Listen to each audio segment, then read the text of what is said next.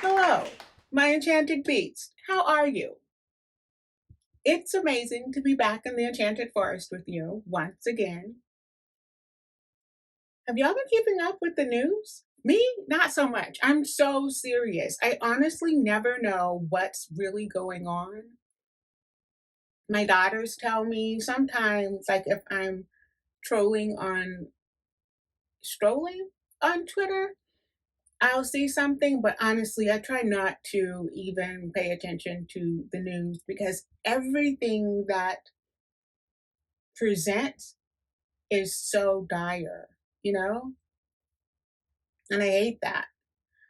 But I don't know. I mean, I saw where the Pope and the Leo Ayatollah in Iraq, they are coming together. They spent time together, and the Pope preached mass at one of the oldest places, I guess, out there in Medina.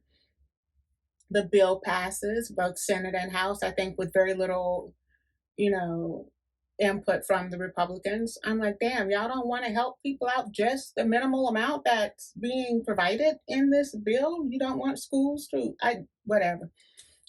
Yeah. The Grammys last night, interesting. I think it was interesting to see the way things were done. Um, the Carters were out, and according to my oldest daughter, that is like, what? Because apparently they haven't made any appearances in quite a while at award shows. Um, I am so in love with Silk. No, Sonic Silk or Silk Sonic. You know what I'm talking about.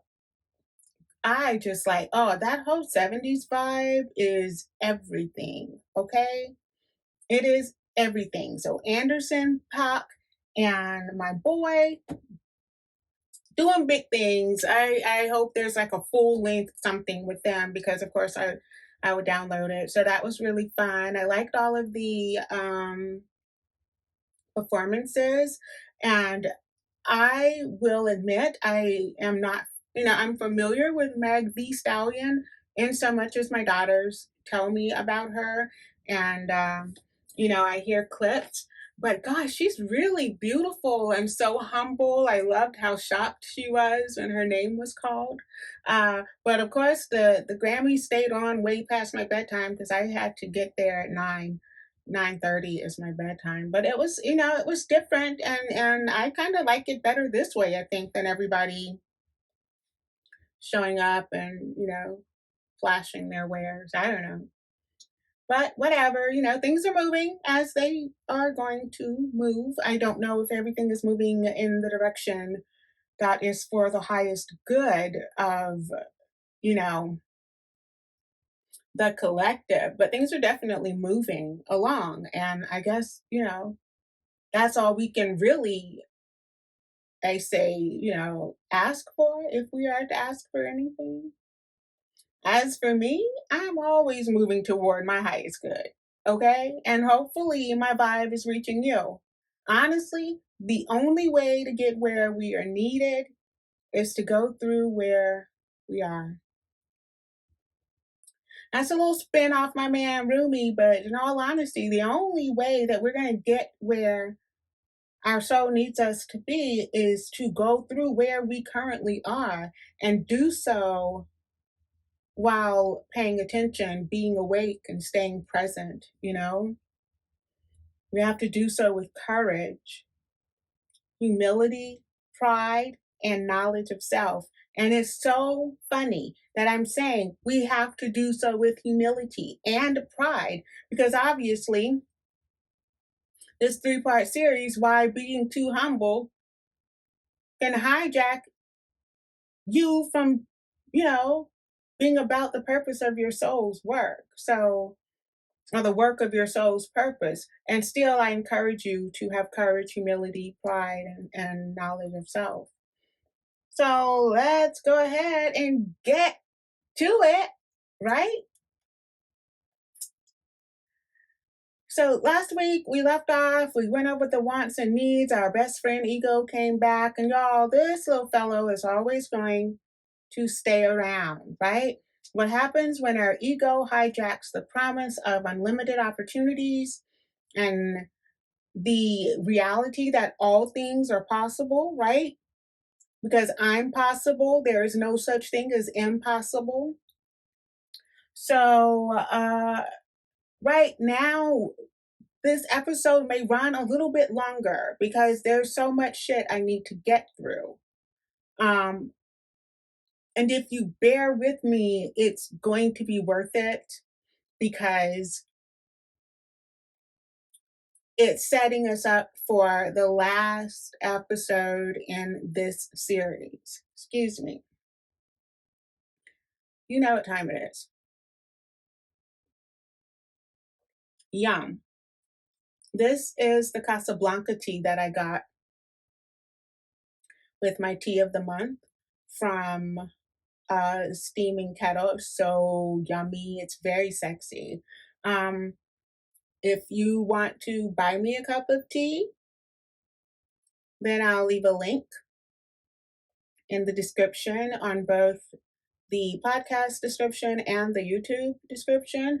And don't forget to subscribe and hit the bell so you'll know when I post new videos of the podcast. And of course, if you're listening to me on Spotify or any Apple Podcasts, whatever, make sure you like and subscribe so you'll know when I'm uploading new material. It's only twice a month, so I don't bore you. So I want to get back to this. I had to get a little sip of tea. So yeah, what happens when all of that goes wrong? Today I am going to break it all down, okay? Entitlement, displeasure, and annoyance, disappointment. We're going to flip those when we start talking about it. Entitlement, unrealistic expectations, disappointment, displeasure and annoyance, and finally, lowered expectations. Stay with me. It is going to be worth it. There's a danger of being entitled, having entitlement issues. We always talk about shit like that, right? Older people, I'm like 46, right? And so, like, I know that I'm constantly, when I was in the classroom, and even sometimes now, I talk to my own children. I'm like, you guys have entitlement issues. You act like you're supposed to have all this stuff handed to you, given to you. That's not the case, right? And entitlement is dangerous, and it's dangerous for a lot of reasons. But for the sake of time, and because I love a good uh, a good kind of break the word down in that way, right? So I'm going to tell you why entitlement is dangerous by using the word danger, okay? It diminishes personal work ethic and responsibility. When a person is entitled, right? When a person feels like they are entitled to whatever, then they don't feel a need to work for anything. They don't feel the need to take personal responsibility for their choices, for their desires, for it. I mean, literally, entitlement diminishes a person's will to work and be responsible for themselves. It assumes someone else is responsible for you. And we all know what happens when people assume, right? Entitlement allows a person to make those assumptions. Well, somebody else is responsible for me. for what I want, for where I want to be, for how I want to look, what I want to eat. And I'm like, who believes this stuff? A lot of people. A lot of people are very entitled. It narrows the opportunities for self advocacy, self efficacy, self sufficiency. It narrows opportunities to be self reliant. My man Emerson is like turning in his grave and cursing vehemently. Who are you to not be self reliant? Why would you want to live that way? Right? It grants a supportive platform for victimhood mentality. I'm going to touch on that again, but y'all, I hate a victim. And I know that if you're listening to this, you're going to say, wait, what? People can't help being a victim. Oh, yes, the hell you can. So I'm going to touch on this victimhood mentality and entitlement, feeling as if you are entitled. It gives a great supportive platform for victimhood mentality to fester. Okay? It engages the ego. When we are entitled, right? When we feel like we're entitled to some shit, our ego is fully engaged because that's right up its alley, right? You mean I don't have to work real hard for something? I don't have to take responsibility when I mess stuff up? Somebody else is responsible. I don't really have to self advocate. I don't have to, I mean, like, I can be like, I can't do that. I don't know how. Poor me. It's not my fault. Hell yeah, the ego's going to be engaged when we roll ourselves up in the entitlement blanket. And lastly, it reaffirms the ego's wants and fears. And that is the most dangerous aspect of entitlement. Anything that reaffirms lacking and fear is completely dangerous. To who, Ella? Who is that dangerous to? Obviously, it's dangerous to your enchanted beast, to the purpose that it willingly took on flesh again, or for the first time, or however the hell it decided to do it. Obviously, it's dangerous to you being able to meet the needs of your beast so that your beast can do what it came here to do. So, anytime we're talking about entitlement, we kind of have to look at all of it through the energetic body. It's very easy to get bogged down in what we see, right? It's very easy to focus on the physical aspect of what we see and how we present and what is presented and how it is presented. I'm talking right now in the subtle bodies because that's what I'm dealing with, right? My physical body, if I had to depend on my physical body to get shit done, nothing would be done. My physical body is a hot, stinking mess. I am riddled with autoimmune disorders and diseases, the likes of which, according to medical professionals, should render me bedbound. Do I look bedbound to you? Do I look like I'm even dealing with anything? Hell no. And that is because I feed my subtle bodies. I pay attention to the subtle bodies because they just make more sense to me, right? So when I get into this, I want us to be aware that I'm talking within energy bodies, energy, spiritual bodies, right? There is dense energy and there is light energy.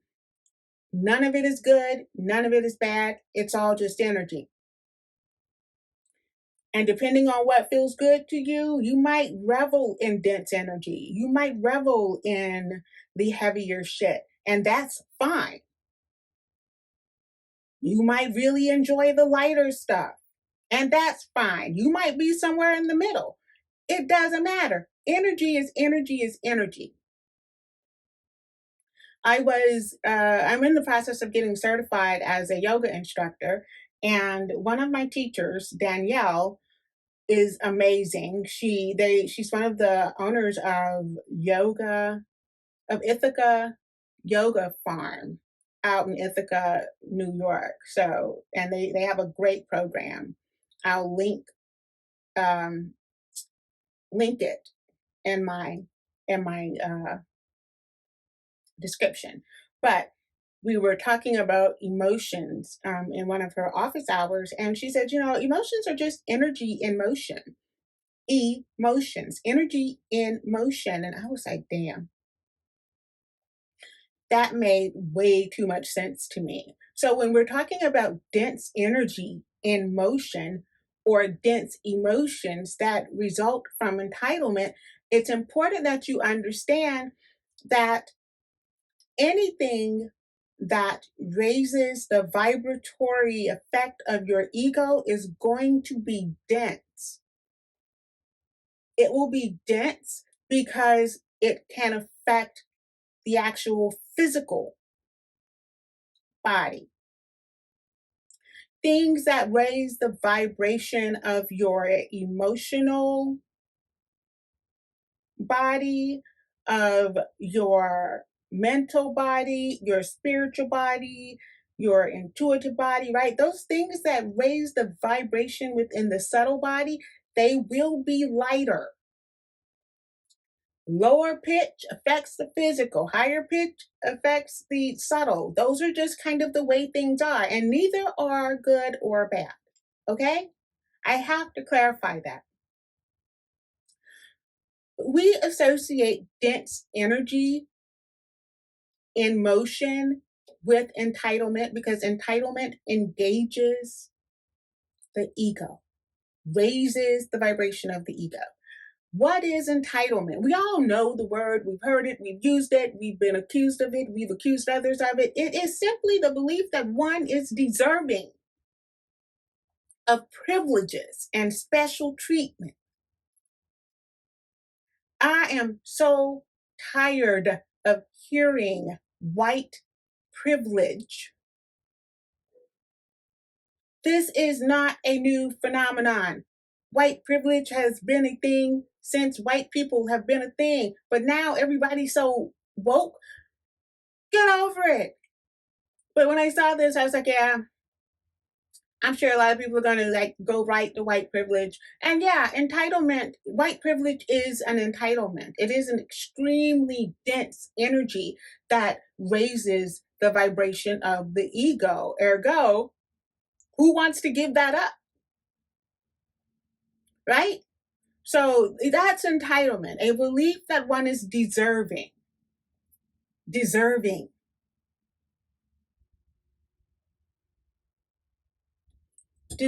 of nothing. That's what we deserve. Sometimes we have to be broken before we are able to see the beauty of our light reflected in the mirrors of our soul. Pick up Shawn's Broken Souls series, books 1 and 2, wherever you shop for your favorite books. Brise and Mirrored Souls. Available on Amazon, Nook, iBook, and Kobo. We deserve absolutely Nothing. Not our physical. And yet, those of us who are riddled with entitlement, we believe that we are deserving of privileges and or special treatment. Dangerous. Entitlement ultimately leads to unrealistic expectations,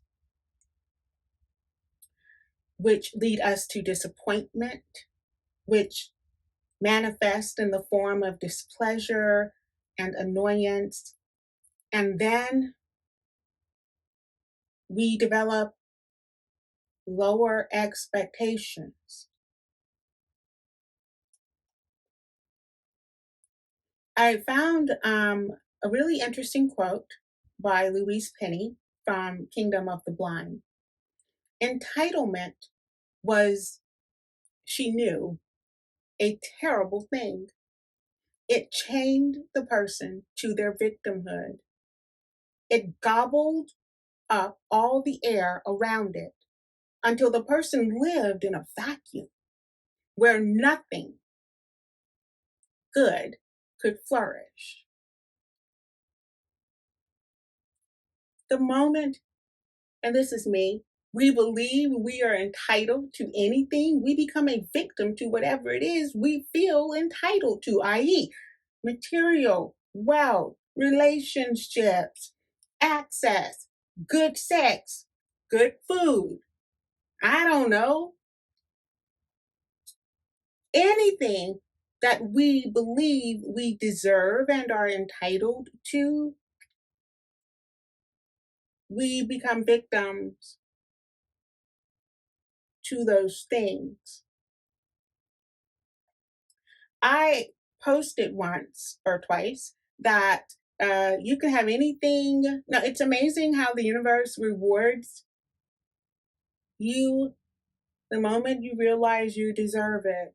And I thought back to those posts in those veins and I said, I need to make sure I go back and take that stuff out of my out of my feeds because honestly, we deserve nothing. So no, it's not that the universe is going to reward you for believing that you deserve something. The universe rewards nothing. This isn't a game, right? There's no rewards and consequences so much as it's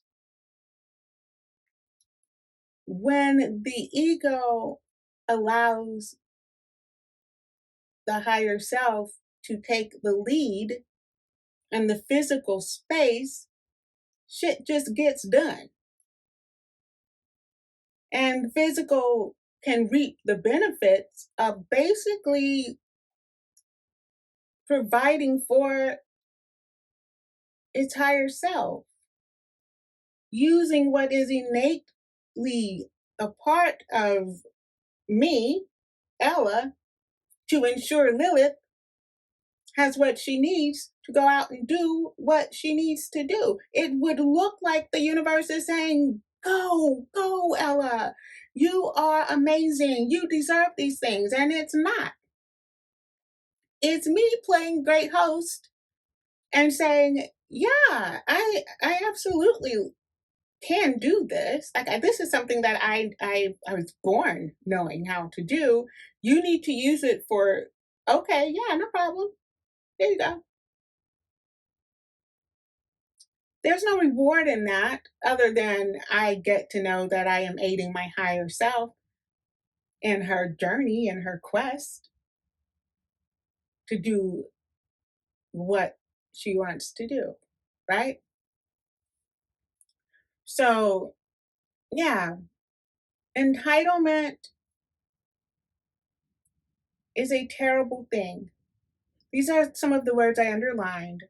Entitlement, terrible, chained, victimhood, gobbled, air, vacuum, no good, flourish. Entitlement is a terrible thing, often chained to victimhood. It gobbles air, the very flow of life, prana, leaves those who submit to its whims to live in a vacuum where no good will flourish. When we feel entitled, we often create unrealistic expectations.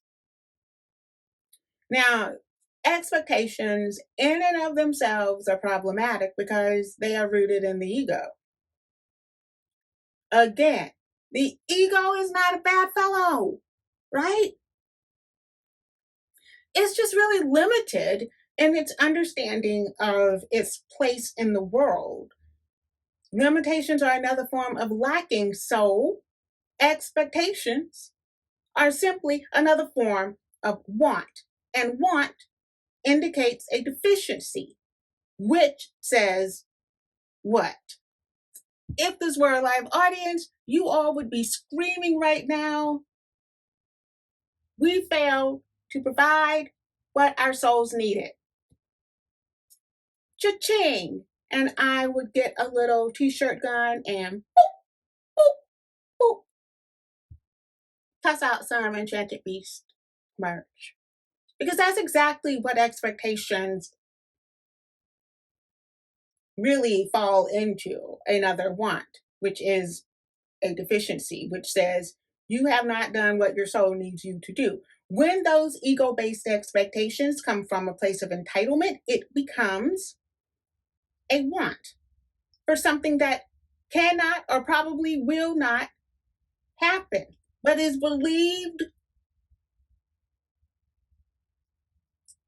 It's believed by a person to be deserving.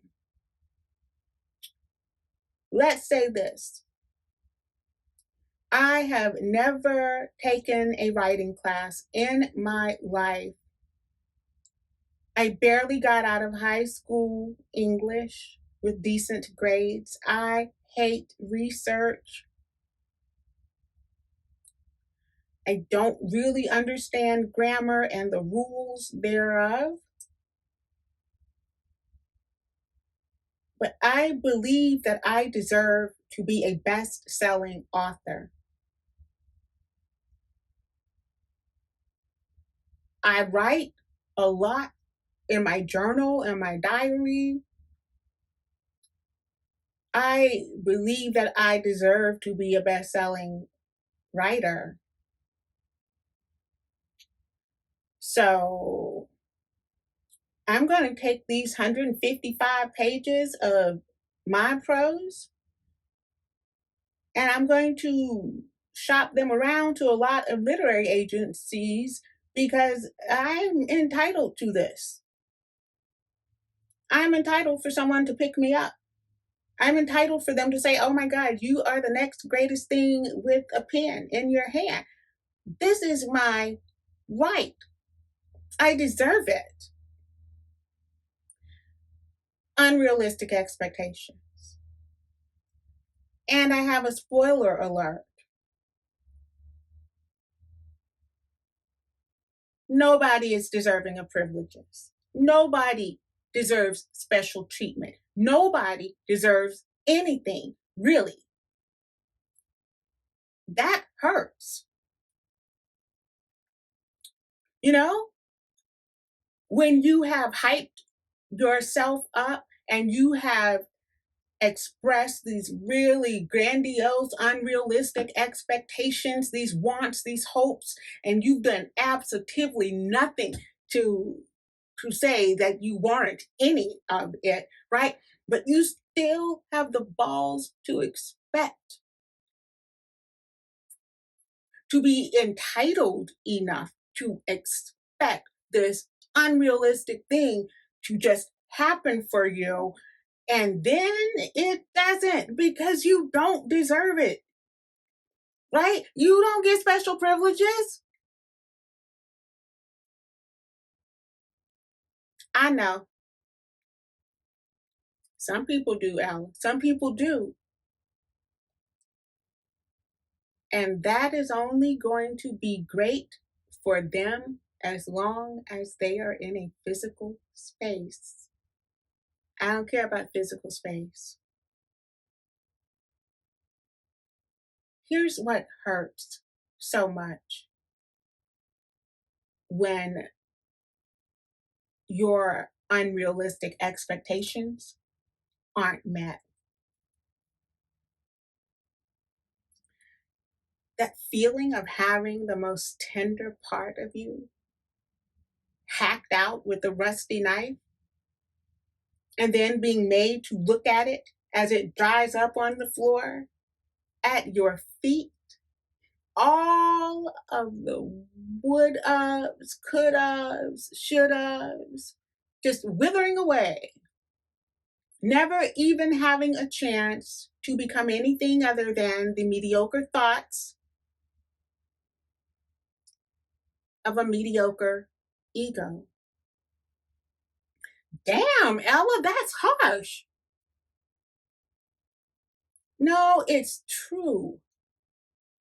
It is true. Entitlement breeds complacency.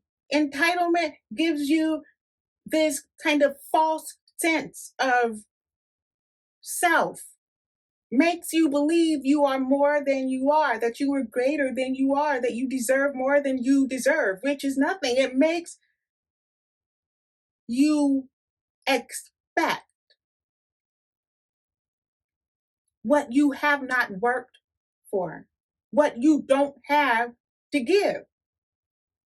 Remember, wanting signifies you're lacking. Need is what you already have, and you have it to give it to your soul to aid in the work. Don't nobody care what your old mediocre ego expects to have happen. And that disappointment that you are now feeling, that, oh my God, somebody just cut out all my hopes and dreams. Yeah, it's disappointment. This, the removal, the reversal of an appointment, of an order, a placing, an appointment, a positioning. I thought I was positioned here and that I was going to be able to do this. Now I'm not where I thought I was going to be. I don't have what I thought I was going to have. I am removed from my appointment. I am disappointed.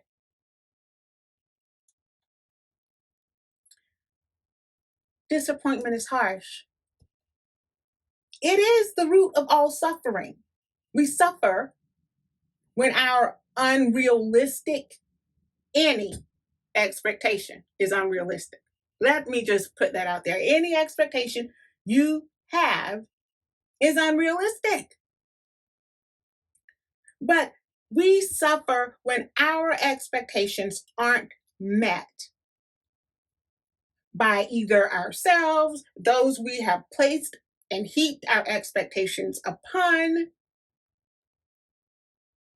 situations, circumstances.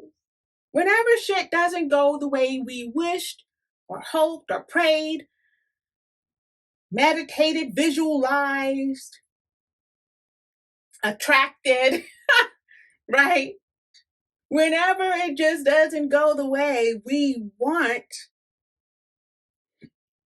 we experience disappointment.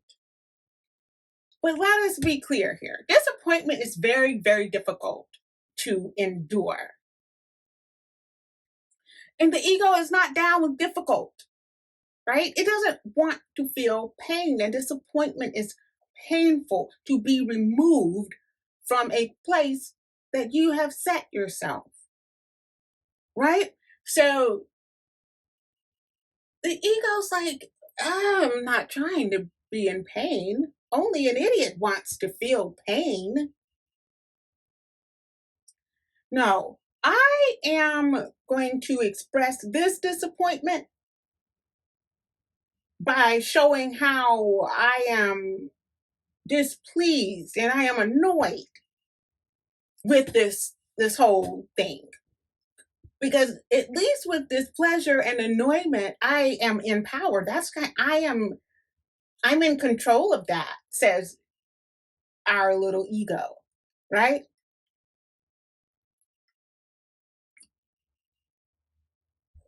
Take another sip. Sorry, not sorry.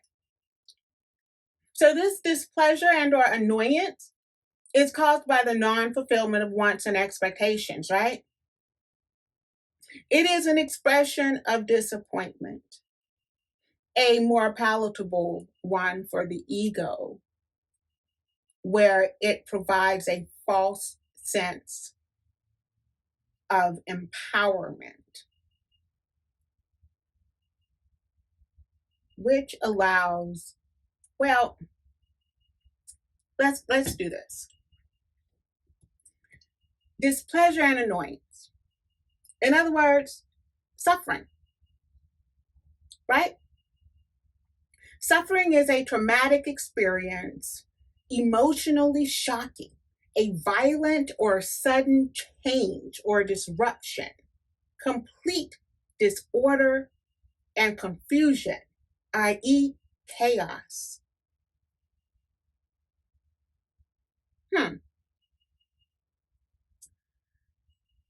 Suffering. We don't want to say we're suffering, not unless it's going to garner us sympathy and get us something we want. If we are able to use suffering as a way to manipulate, then yes, we are suffering. But the ego does not want to appear weak. It does not want to suffer, right? So, displeasure and annoyance, this is the masked marauder. Disappointment is the masked marauder, the thief. It pretends to be displeasured. It pretends to be annoyed in hopes of avoiding being associated with suffering.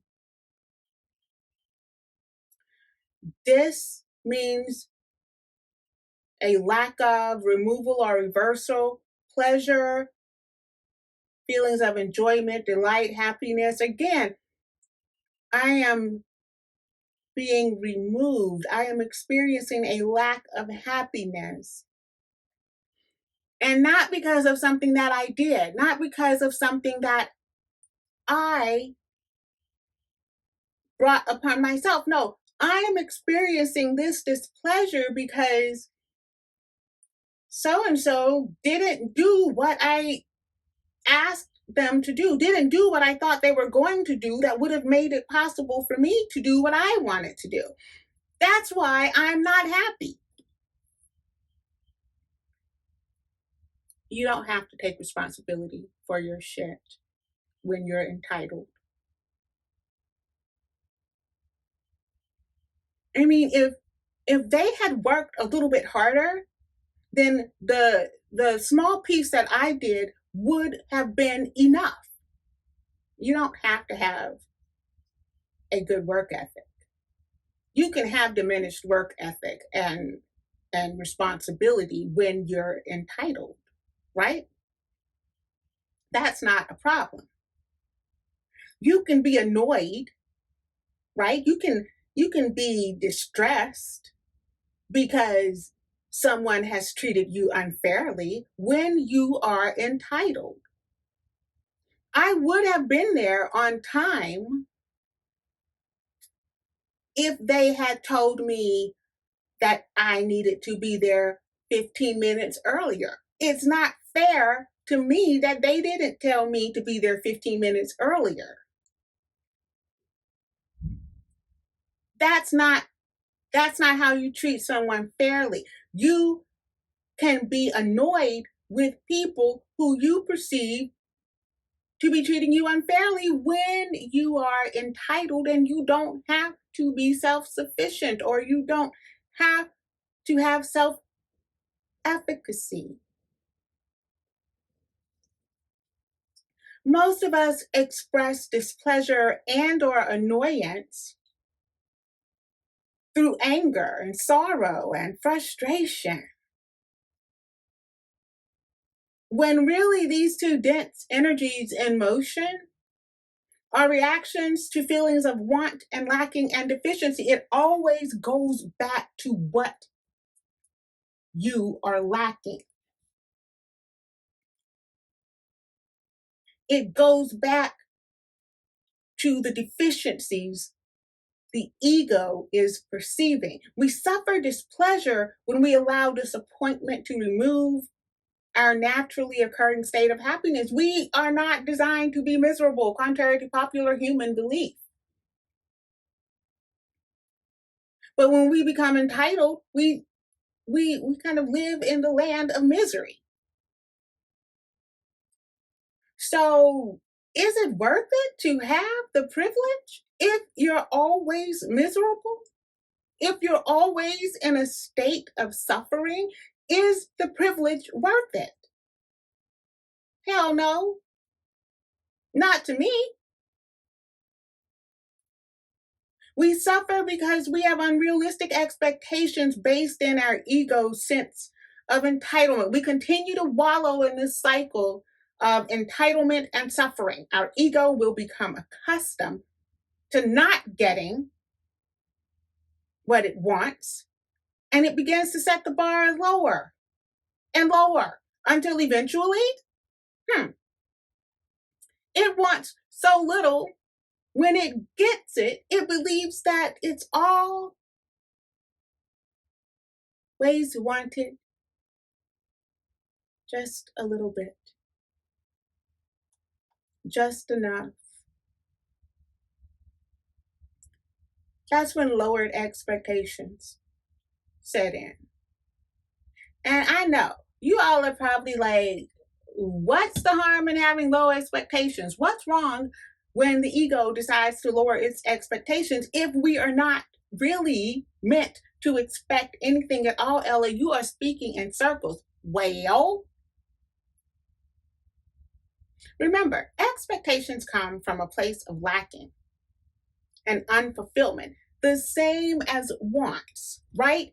Therefore, expectations and wants are from the ego, and the ego is only hoping to protect the physical, to find more that looks like itself, and then make more that looks like itself.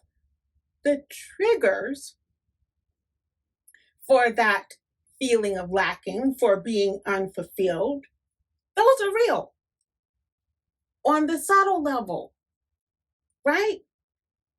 Our ego cannot comprehend what is being asked. However,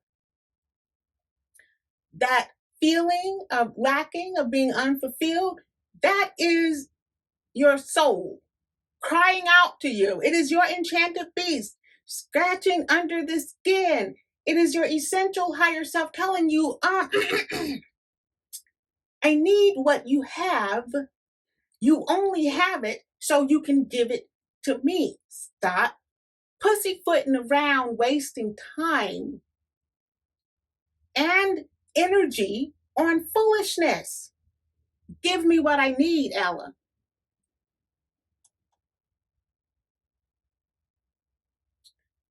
Okay, fine. I remember that.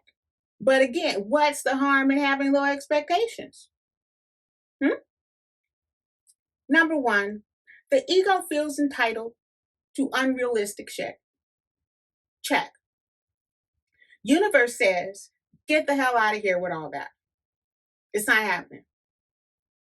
The ego feels disappointed because expectations weren't met after several million tries and failures.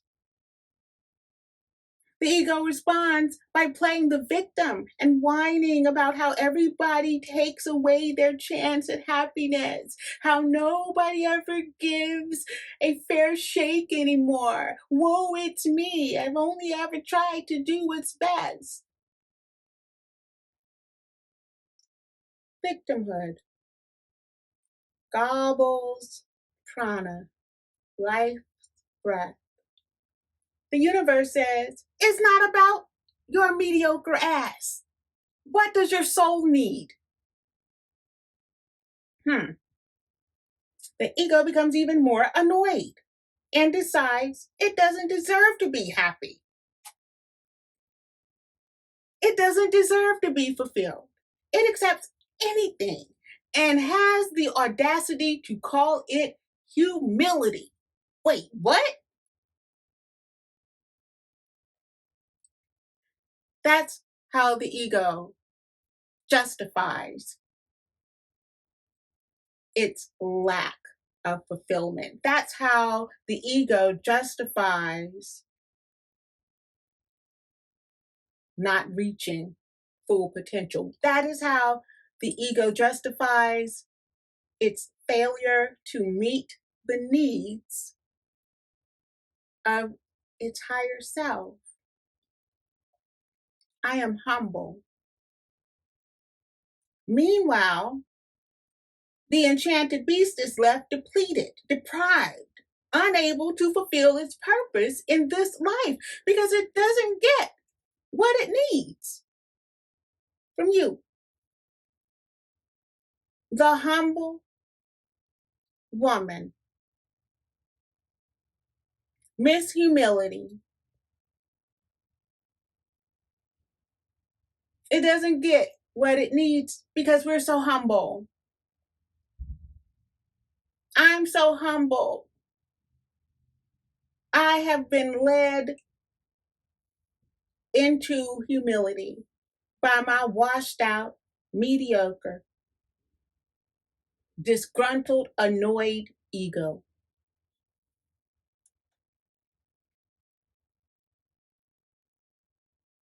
Disappointment and unrealistic expectations, they all lead to suffering. I believe that I am deserving of privileges, of special treatment. The universe knows it isn't true. Therefore, they don't they don't treat me like I'm special. They being the universe.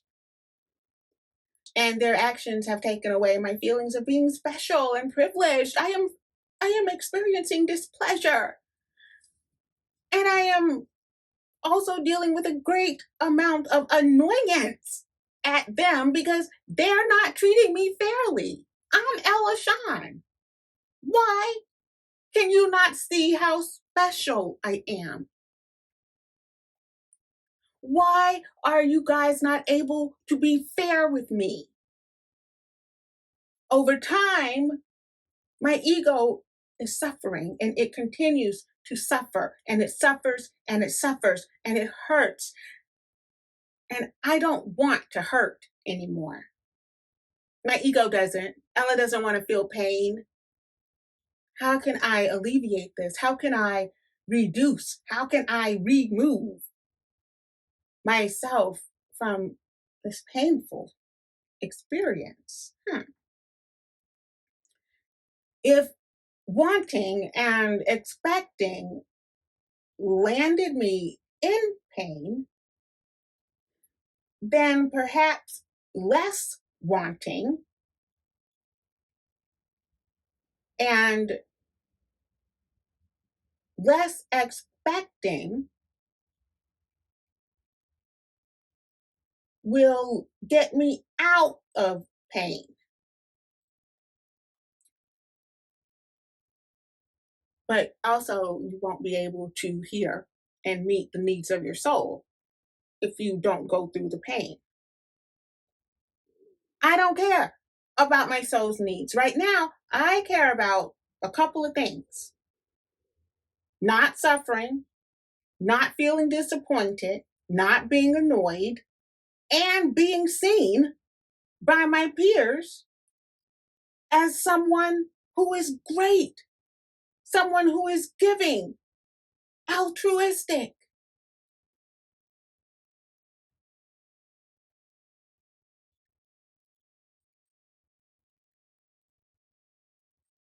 Because I deserve that. I deserve to be seen as someone who is amazing, someone who is giving and humble, and someone who wants what's best even if it isn't for myself. I deserve to be revered for my ability to endure and still be gracious enough to give. But what about what your soul needs? I don't care. If I can't hear it, if I can't give it, I don't care. What is important is, guess what? Being humble makes people like me. Being humble puts me in an amazing light, and other people want to be around me. There's safety in numbers. I get my pick of who I can make others of myself with because people like humble people. I can do this. I deserve this. This is my right. This makes me special, my humility. Where are we back to? Doesn't matter. It doesn't matter because y'all, guess what? My time is almost up. But I won't go before leaving you with this. The ego wallows in this state of humility. I call it victimhood. If you disagree, leave me some comments. I'll be sure to check them and we can chat about it. Or you can call into my show. I'll leave a link in the description. Leave me a message. I'll put you on. And then I'll reply. Ego calls it being humble. I call it victimhood.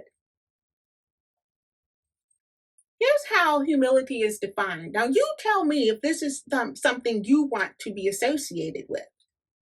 Humility, low self regard and sense of unworthiness. A modest or low view of one's own importance. Unassuming or moderate in estimation of one's abilities. Being insignificant or weak.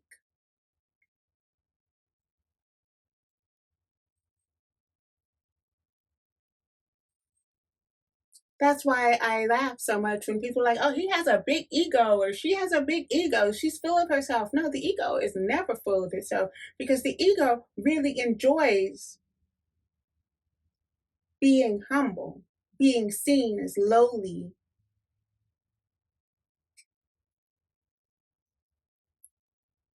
It wallows in victimhood. I am insignificant. I am weak.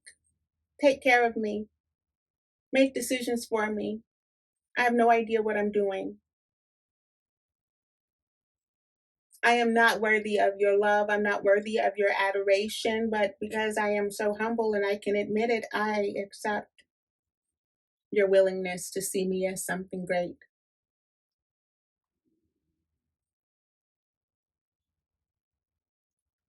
The price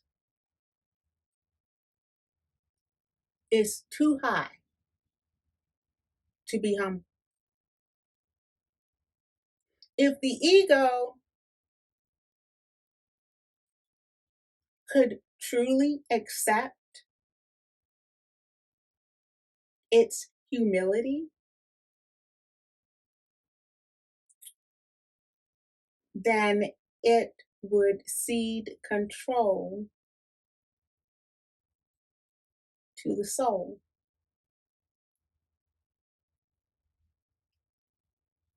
I have to say that again. If the ego is truly capable of accepting its humble position, it would cede control to the higher self. without expectations, without limits, right? Unconditional concession of control to the higher self. However, the ego is not capable of seeing itself for what it truly is. And it perverses humility, latches on to the humble moniker because it still feels entitled to be revered, to be loved, to be honored. It still believes it is special, that it deserves privileges, special treatment. It holds true to the unrealistic expectations and is willing to suffer at all cost to have those expectations met. And damn everyone and everything that attempts to get in its way. Fine, if being boastful and prideful doesn't get me what I expect, then I will become humble. I will become a victim. I will become the poster child for humility, meek, subservient, submissive, pliant. And in these ways, I will get what I expect. People will take care of me. People won't hold me accountable for my actions. People won't allow me to work too hard or too long.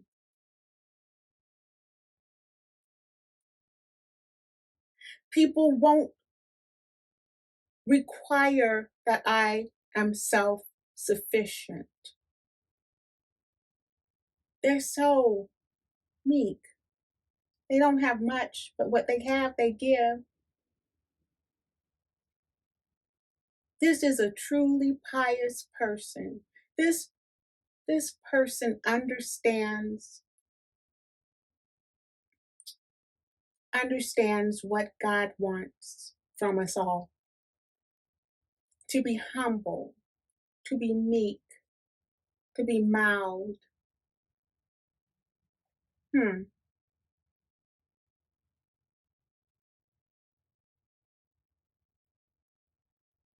Why, in the name of all that is worthy, would the universe want to be represented by a weak, insignificant,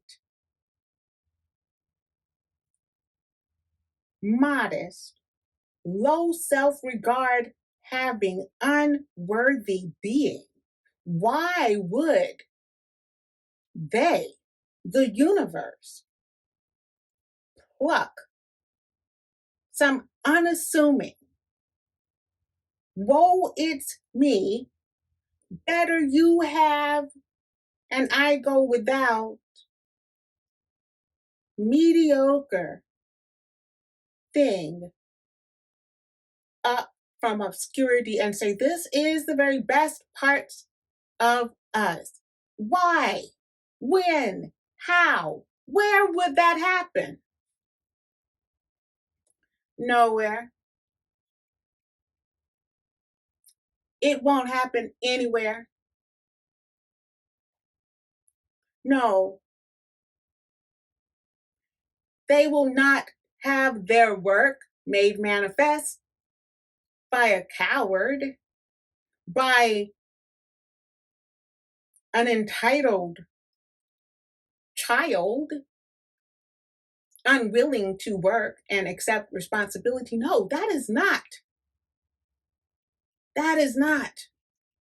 something to strive for. This is why being overly humble is so very destructive to your soul's purpose. You're giving what you have to those it was not meant for. What you innately have to give does not belong to anyone other than your higher self.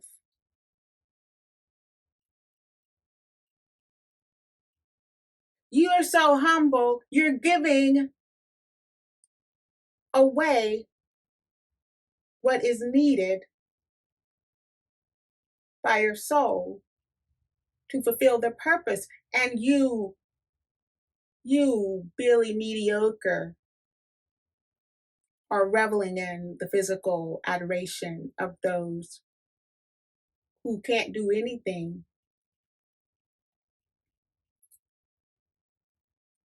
who can't give your soul anything, and yet you revel in it. You revel in their, you're so kind. You revel in their pats on the back. You revel in their, let me take you to dinner. Let me pay this for you. Let me give you this award so you can humbly accept it. Let me introduce you to, and your soul is shriveling up. Your soul is depleted. Your soul is deprived. The purpose is not fulfilled. So that when you wake up and you still feel lacking, you still want, you're still trying to figure out why you are so very disappointed. It has not to do with your ego, it is your soul. It is your soul who has become deprived and depleted and has made the decision, I don't need your physical carcass, I will destroy it. And I can always come back and find a willing person, someone stronger than their ego, someone capable of meeting my needs. Yes, I can do that.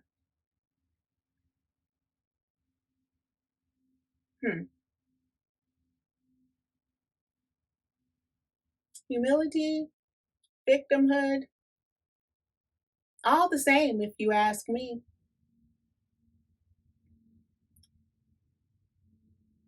Next episode, I told you all that we would get into the meat and potatoes of this whole situation. Poor Alice, sad and crying tears so much she gets stuck in a jar. She's going to drown in her tears. She's so sad and disappointed because she realizes she can't be big and small at the same time.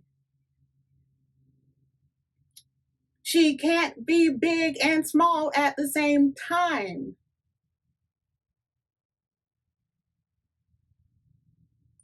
She thought she was entitled to get into every door, see what was behind every door, experience everything. Alice was entitled. She felt entitled to unlock every door, to experience everything she could. She became so disappointed when her expectations were not met. She experienced displeasure and annoyance. She cried and cried. Stuck in a bottle, she almost drowned in her tears because it wasn't fair. She wasn't being treated fairly at all. Someone took her happiness away, took her right to be content away, and she was so sad. She suffered. She suffered, and she didn't want to suffer. And she is left with the question, the very question I'm going to ask you. Will you be big and willing to deal with pain? Or will you stay small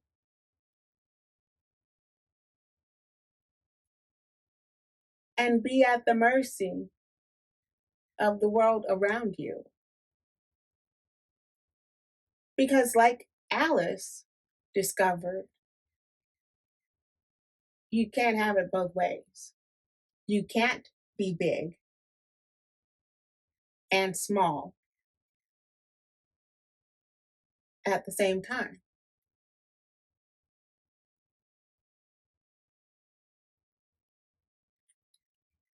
That's it. My time's up, people. My time is up. Thank you so much for traipsing through the Enchanted Forest with me. It's been interesting.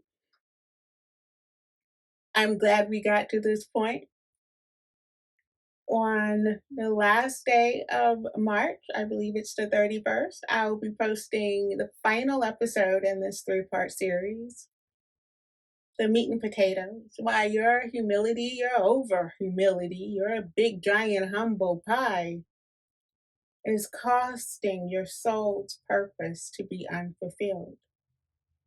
Until next time, this is Ella, reminding you, as always, to be brave, be beautiful, and stay enchanting.